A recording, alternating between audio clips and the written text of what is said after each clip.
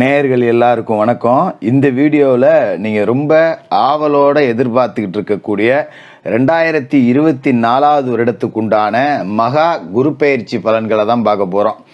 அதாவது நவகிரகங்கள்லேயே குரு பகவான் முழு சுப கிரகமாக இருக்கார். அதனால் அவரோட இந்த பெயர்ச்சி அப்படிங்கிறது 12 ராசிக்காரர்களுமே எதிர்பார்த்துக்கிட்டு இருக்கக்கூடிய ஒரு நிகழ்வாக இருக்க போகுது.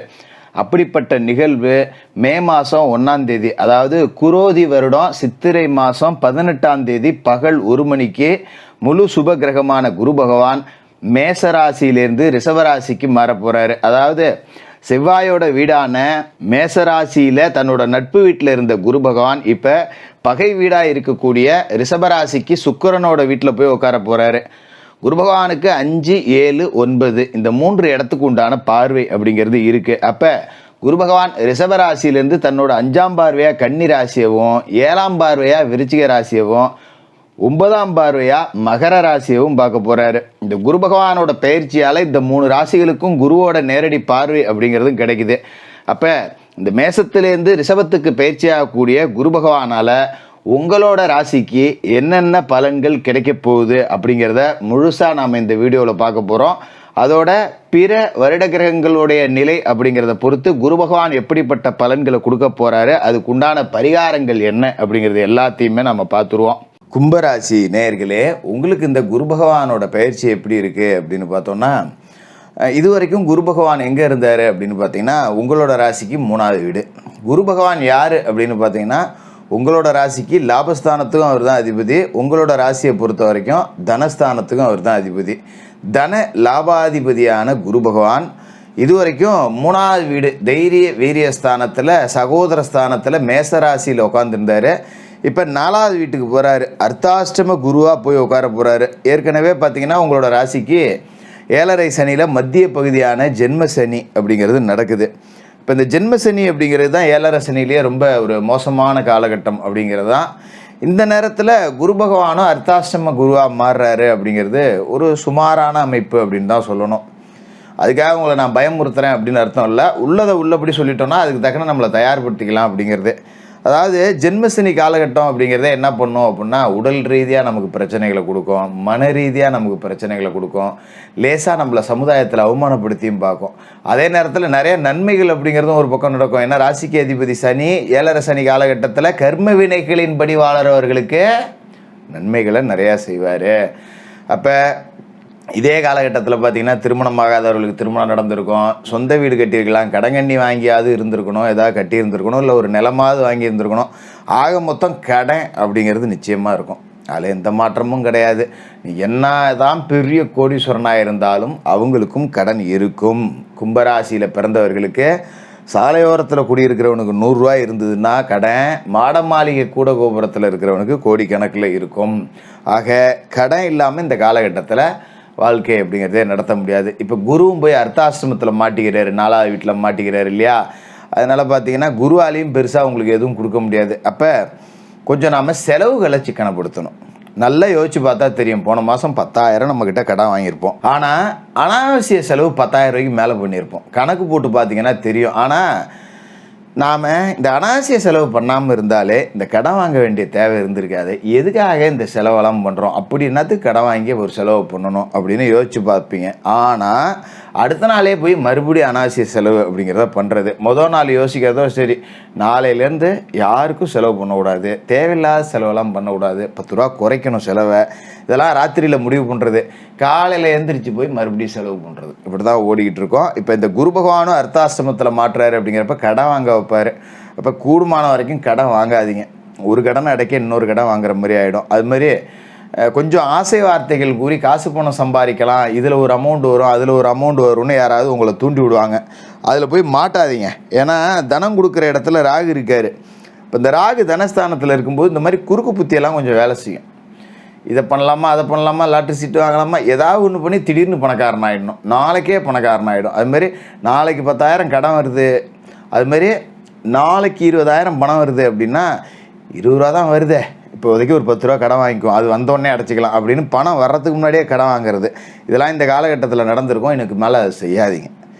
இது செய்யாமல் இருந்தால் தப்பிச்சிக்கலாம். அதுமாரி குறிப்பாக அரசியல்வாதிகள் தேவையற்ற வேலைகளில் ஈடுபடவே கூடாது. நம்ம ஒரு கட்சியில் இருக்கோமா, ரைட், ஓகே, கட்சியில் நல்ல கிட்ட நடக்குதா, போய் கலந்துக்கிறோமா வரமா, அதோட விட்டணும்.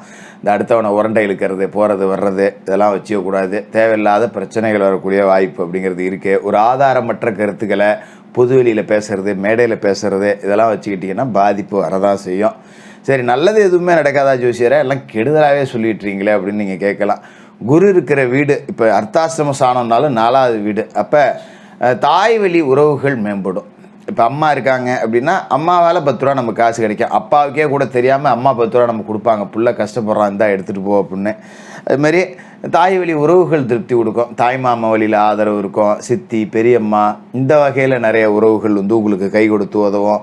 கஷ்டம் அப்படிங்கிறப்ப தந்தை வழி உறவுகளை விட தாய் வழி உறவுகள் உங்களுக்கு கூடுதலாக துணை நிற்பாங்க.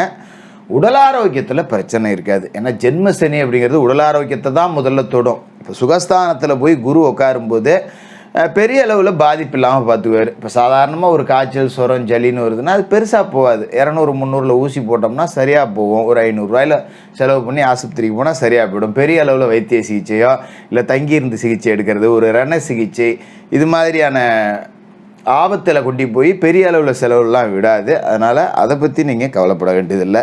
அதுமாரி குரு பகவானோட பார்வைக்கு அப்படின்னு தனி பலன் இருக்குது.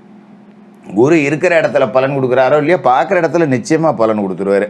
அப்போ குரு எங்கெங்கெல்லாம் உங்களுக்கு பார்க்குறாருன்னா, உங்களோட ராசிக்கு 8வது வீடாக இருக்கக்கூடிய கன்னி ராசி, 10வது வீடாக இருக்கக்கூடிய விருச்சிக ராசி, 12வது வீடாக இருக்கக்கூடிய மகர ராசி. அப்போ உங்களோட ராசிக்கு 8வது வீட்டில் இருக்கிற கேதுவை குரு பார்த்து புனிதப்படுத்துகிறார். அப்போ அஷ்டமஸ்தானத்தில் இருக்கிற கேது புனிதம் அடைகிறார். அப்போ ஆலயம் சார்ந்து தொழில் செய்யக்கூடியவர்கள் எல்லாமே வெற்றி அடையக்கூடிய வாய்ப்பு இருக்குது. எதனால் சொல்கிறேன்னா, 8ல் ஞானகாரகன் கேது இருக்கார், அவரை இவர் புனிதப்படுத்துகிறாரு. அடுத்ததாக பார்த்தீங்கன்னா 10 விருச்சிக ராசியை பார்க்குறாரு. அப்போ 10ஆம் இடத்துல குரு பகவானோட பார்வை விழுது, 8ல் இருக்கிற கேது புனிதம் அடைகிறார். ரெண்டும் சேர்ந்து ஆலயம் சார்ந்து தொழில் செய்யக்கூடியவர்கள், ஆலயத்தில் வேலை செய்யக்கூடியவர்கள், ஒரு பூஜை பொருட்கள் வியாபாரம் செய்யக்கூடியவர்கள், இவங்க எல்லாருக்குமே பெரிய அளவில் ஒரு வளர்ச்சி அப்படிங்கிறத இந்த குரு பகவானோட பார்வை அப்படிங்கிறது கொடுக்குது. அதேமாரி 10ல் குரு பார்வை விழுது அப்படிங்கும்போது தொழில் அப்படிங்கிறது ஏதோ ஒரு ரூபத்தில் உங்களுக்கு வருமானத்தை கொடுத்துக்கிட்டே இருக்கும். ஒரு தொழில் வச்சேன், நட்டம் அடைஞ்சிது, கடையை இழுத்து சாத்திட்டேன், பூட்டிட்டேன், அந்த மாதிரி பேச்சுக்கே வேலை இல்லை. ஏதோ 10 ரூபா சம்பாரிச்சிக்கிட்டு இருப்போம். அடுத்ததாக பார்த்திங்கன்னா 12 மகரத்தில் குரு பார்வை விழுது.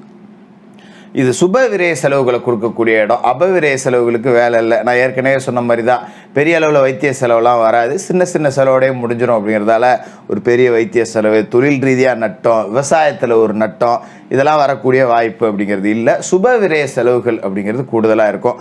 குடும்பத்தில் திருமண விசேஷ நிகழ்ச்சிகள் நிறைய நடக்கும், சடங்கு சம்பிரதாயங்கள் நடக்கும், கோயில்களுக்கு வேண்டுதல்கள் நிறைவேற்றலாம். இந்த மாதிரியான செலவுகள் அப்படிங்கிறது தான் கூடுதலாக குரு பகவான் கொடுப்பாரு. அப்படிங்கிறதால சுபவிரய செலவுகளை ஏற்றுக்கிறதுக்கு தயாராக இருக்கணும்.